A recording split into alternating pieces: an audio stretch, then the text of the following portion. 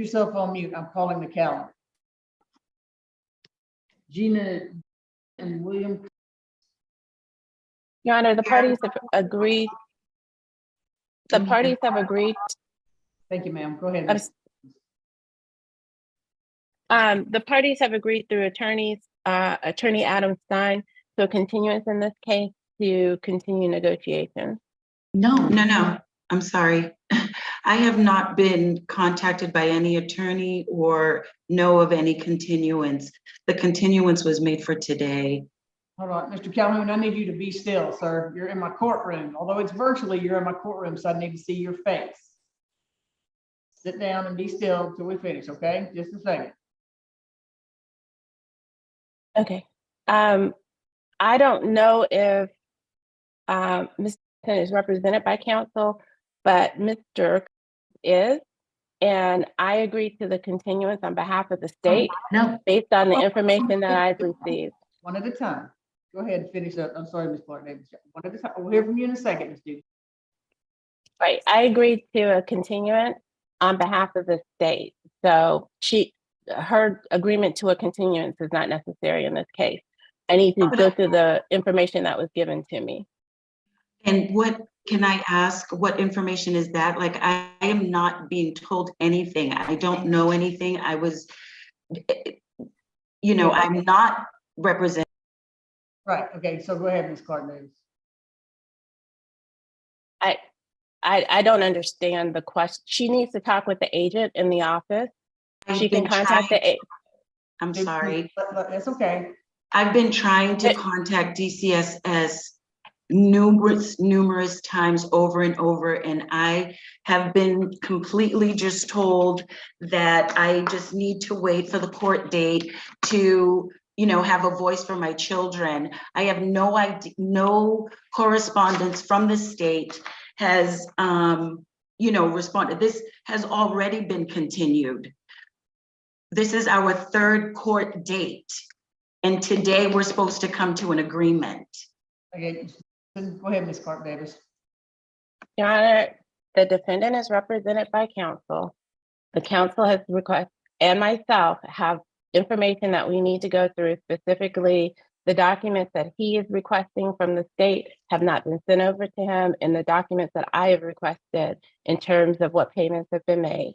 None of that has come through. And so out of an abundance of caution, we decided that a continuance would be better so that we can get that documentation so that we have a clear understanding of what we're doing going forward. Also, I've asked for a settlement hearing in the office prior to our next court date, which would be June 6th. Okay, can I just interject for a moment? This has been going on since August, Your Honor. And right now, my children and I are in dire straits from homelessness. Therefore, and every single time I come to court, I never have a voice because Mr. is feeding an attorney's office other than his own children.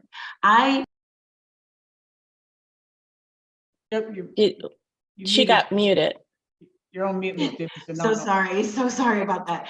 I'd like to know how the state can make decisions is on my children's behalf without contacting me and letting me know what is to transpire. Today is the third. This is the third court hearing, Your Honor, and I cannot continue to live, in these means while Mr. is more than capable of taking care of the children he has abandoned.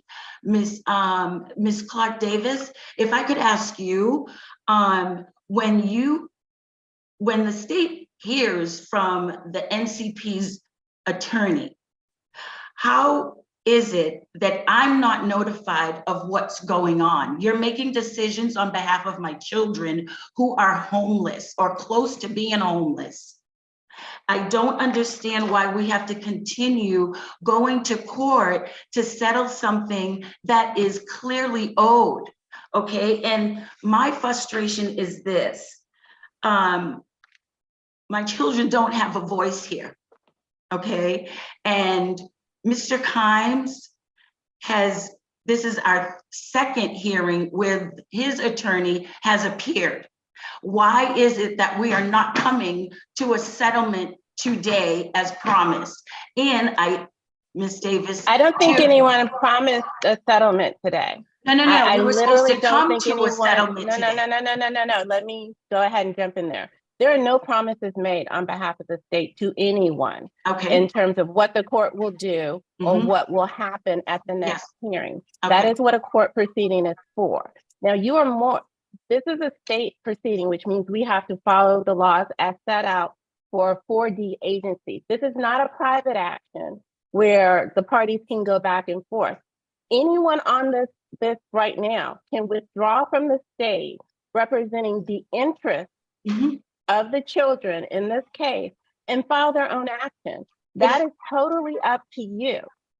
If you choose to go down this path, then you have to follow the laws that are set out in the code section for 4D agency. And when an attorney in good faith or anyone on this call in good faith asks for a continuance to evaluate evidence that may be presented in court, the court is going to grant that continuance Okay. because it's in the interest of fairness. Now, I understand your frustration. However, there's just nothing that I can do about it as far as the methods to which the state legislature has set up for courts to proceed. And I understand fully. I'm just trying to get an idea of why that wasn't done at our last our last hearing. Okay, so Ms. 6 Davis, months ago. I'm sorry. Okay, so I've been very patient. So, but I have all these other people who I need to hear first. So here's the thing. They said they represent the interests of the children. That's who they represent. So they don't represent you, okay? Correct. Your situation, reach out to, I'm not sure if you live in the city of Atlanta or outside of the city, but you can reach out to legal aid. See if you qualify for it. If you are on the verge of homelessness, you would probably more than likely qualify. I forget the standard. Okay. I I understand I'm sorry, Your Honor. So go there and maybe legal aid can help you file a private action, which Ms. Davis is correct. At times does move quite a lot quicker. Right. Okay, I guess what I'm trying to say is, I can't afford to do that. No, I don't legal aid- have those funds for legal. I understand I tried the legal aid and that was unsuccessful. I have tried everything. We've been in transitional housing, all of it. I understand, Your Honor, the proceedings that occur, per court, but my frustration again is, this is what I was told our last court hearing, and now we're again stretching it for 6 more months down the road.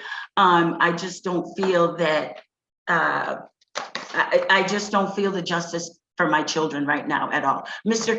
We're here only on his arrears, but right now, as it stands, he's $10,000 on his current child support behind, and nothing is happening. Like, what consequences is he in facing or enduring that, it's really, really frustrating that the state. Okay. I want to clarify something real quickly. This is an adjudication of arrears. This is not a contempt action. The only thing that's going to happen at the next hearing literally is us establishing what amount is currently past due owed. He is currently ordered to pay his current support. And if he's not doing that, then administrative actions such as driver's license suspensions and all of that taking place. But this is a civil court hearing. Yeah, I understand. So the court, this is not we don't have debtor's prison anymore. People don't go to jail because they're not being a dad like they're supposed to be. They go to jail for failure to follow the order, but then even then the court can only hold them for so long. And if they fail to pay it, they're going to be released. So Right.